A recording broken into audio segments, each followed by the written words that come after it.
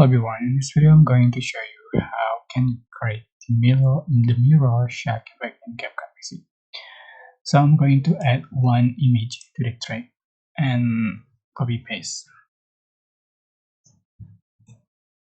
So for the second clip I'm going to select mirror, just click the mirror button here and you can see this is the first clip and this is the second clip.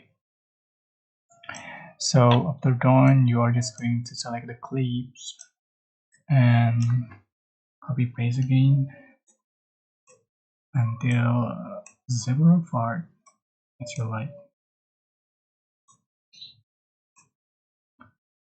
And after done, go to effect, select nightclub and select the camera shack. You can change for the range and the speed and see for the final result like this. That's it. Alright. Previously I set the image duration in 0.5 seconds for one clip. I hope this tutorial was helpful for you. Don't forget to like, comment, share, and also subscribe. Thank you so much for watching.